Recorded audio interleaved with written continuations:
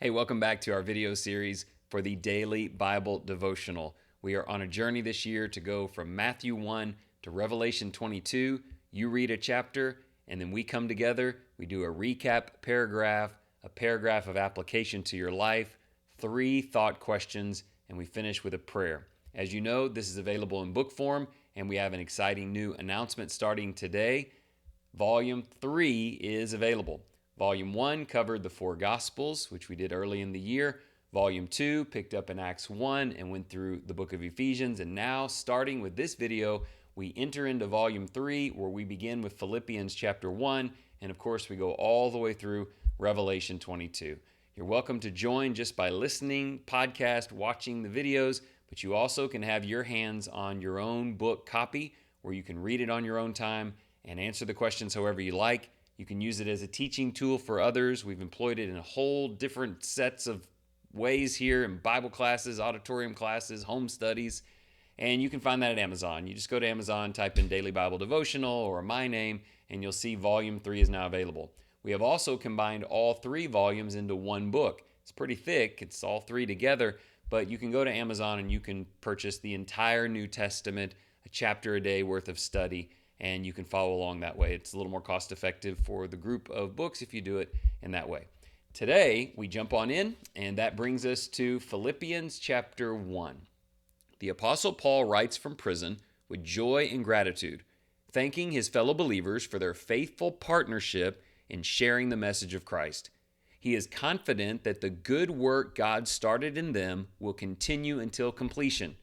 Despite his chains, Paul rejoices because his situation is helping spread the gospel. Even though some preach Christ with wrong motives, he is glad that Christ is being proclaimed. He shares his personal struggle, wanting to depart and be with Christ, yet knowing it is more helpful to remain and encourage others. He declares that to live is Christ and to die is gain. Paul urges believers to live worthy of the gospel, to stand united in faith, and to remain courageous and unwavering, even when they suffer for following Jesus. Here are a few thoughts from that for you and me. We are encouraged to live with a Christ-centered purpose, no matter our circumstances. We are reminded that God is always at work, shaping us into who He has called us to be. Even in seasons of hardship or waiting, we can find joy knowing our struggles can advance His message. We are not alone. We are part of something bigger, united with others in faith.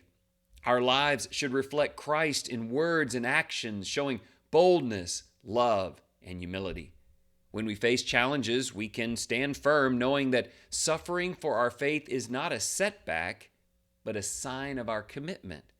Together, we press forward, trusting that God will finish what He started in us for His glory. Can I give you some questions to consider today, tied to Philippians, the first chapter?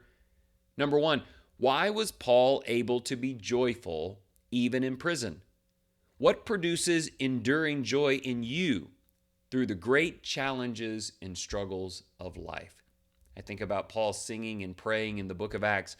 What keeps you praising and laboring even when life is at its heaviest? Your answer, I hope, will have Jesus in it. Question 2, Paul's circumstances helped people hear the gospel. In what specific ways is God at work in your life to help people hear about Jesus? This is a key connection. How do I find joy when I'm going through tougher circumstances or changes? Look for ways that God is using that to get the name of Jesus into the lives of others. What are those opportunities, those doors that are opening for you to share Him through this? Finally, question 3, God's people are stronger together. How are you actively helping fellow believers stand firm in one spirit and strive together for the faith? That's a beautiful idea. We would all agree with it. But practically speaking, how are you contributing to the needs and encouragement of fellow believers? We are, in fact, stronger together. Get involved. Let's finish with our prayer today. Kind Father, thank you for beginning a good work in us and for the promise that you will complete it.